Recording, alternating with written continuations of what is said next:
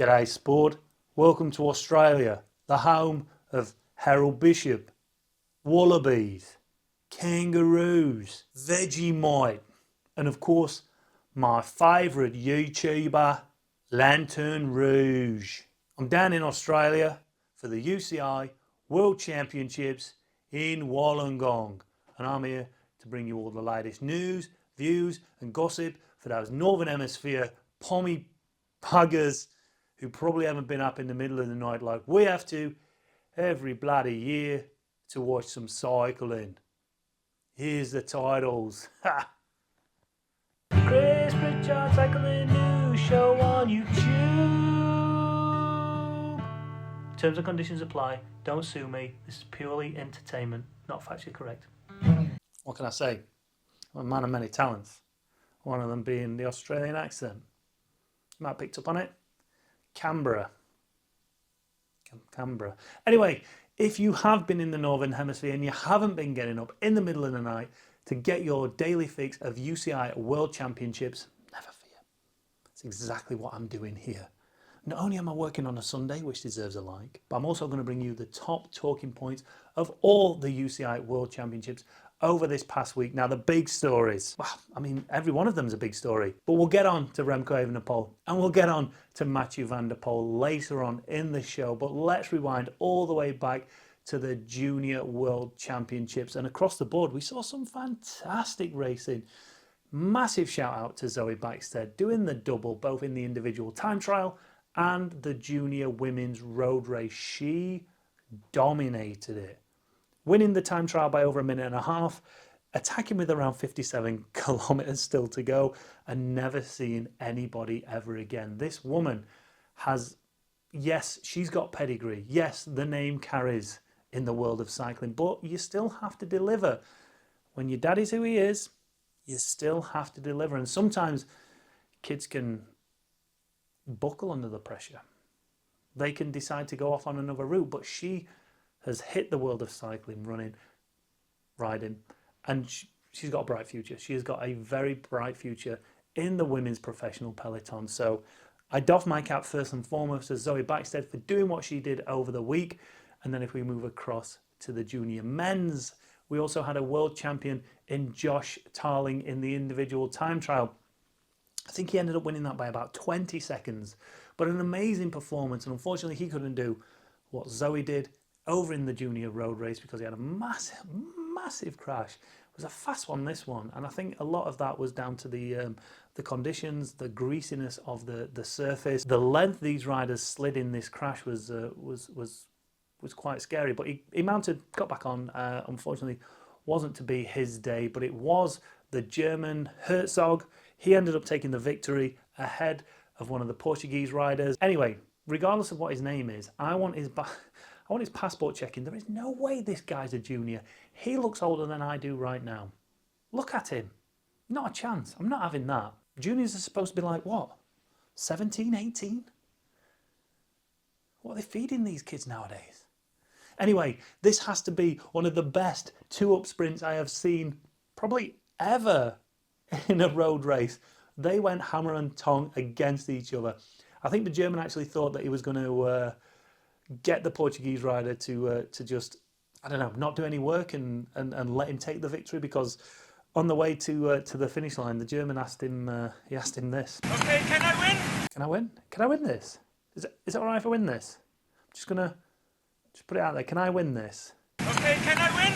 No races are given at the World Championships. I don't know if it was just a bit of shit talking or whatever, but no, mate. You're not. So the next big talking point in the World Road Race Championships has to be Annemeik van Vleuten. Earlier in the week, was it Wednesday or Thursday? I can't remember now. Maybe Tuesday, Wednesday, whenever. There was the mixed relay time trial. She'd rolled off the ramp, completed what, 200 meters, something like that. And then she decided to take a left turn into the barrier, ended up breaking her elbow. Breaking it, she broke it. I don't know exactly what happened with this crash. There was a lot of speculation and a lot of investigation over on Twitter as to actually what happened with this crash. And it's hard to actually decipher what did happen. She ended up with a broken elbow, essentially putting paid to the rest of her World Championships. Wouldn't be surprised if she was on a jet plane out of there the following day, just like, I'm not having any of this, I can't be asked. Because it's Annemeik van Vleuten. She's done enough this year. But no, lo and behold, she turns up on the start line.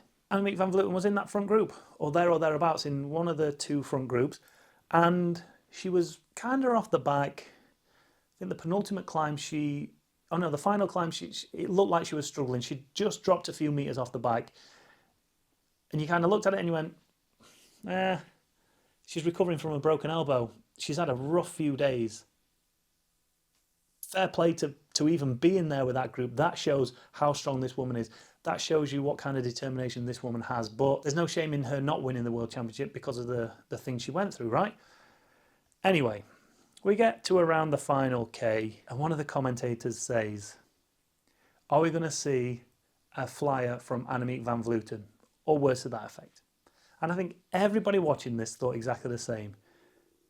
Don't be stupid. She's recovering from a broken elbow. She's lucky to be in there. This is going to come down to a bunch sprint. That thought's ended. Annemeik van Vleuten has taken off the front, and we never saw her again. It was a phenomenal race. I'd like to say that she caught them off guard. She came from behind, she gave them the rush, and she went straight past them. But everyone looked across and saw her. Everyone looked at her. There's Annemeik, one of the best riders in the world, going up the road.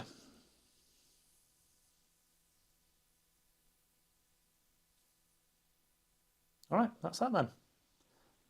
Nothing. No reaction. Like, in those moments, and again, it's difficult because you don't want to be the first one to make that reaction. But there's something to be said for a rider who instinctively reacts to that, who goes, that's the race, it's going away from me. If I don't go, I know I'm definitely not going to win this race. It's a very positive way of thinking. Whereas everyone just went, someone else will chase that down. Screw it. I'm not going for that. Because it's probably going to come back. It's Annemeik van Vleuten. She broke her elbow earlier. But then again, it's Annemeik van Vleuten, one of the best riders in the world. To the bit. And that was it. It was a phenomenal finish. She deserves it. She was just as shocked as everybody else, I think, when she came over the line. What can you say about her? And in fact, describe her in one word. Leave your comments down below. And then finally, the last few talking points, we have to talk about the men's road race. It was a lesson in winning a race from Remco Evenepoel. People said, is this man capable of it? People said, this man's going to be the next Eddy Merckx. People said that this man is going to be better than Wout van Aert. He's going to be better than Tadej Pogacar. He's better than anyone. This guy was put on a pedestal so high that potentially he may never reach his potential. Well, turns out he went, nah, I'm pretty good. I'm pretty bloody good. Not only has he won La Vuelta this year, he's won some other races I can't remember, but ultimately he's taken that rainbow jersey in this year's World Championship road race. I don't even know where to start with it. The fact that he's 22 years old, right? Yes, he's coming off the back of La Vuelta, but he's 22 years old. Imagine the pressure you must feel as a 22-year-old going into that World Road Race Championship with Wout van Aert as a teammate, a guy who's more than capable of winning this race 10 times over. Like, have I still got form from La Vuelta? Is he going to cock block me? How's this race? Am I going to have to work for him? Is he going to work for me? Like, I feel like I'm good enough, but I'm only 22. I'm still learning this trade.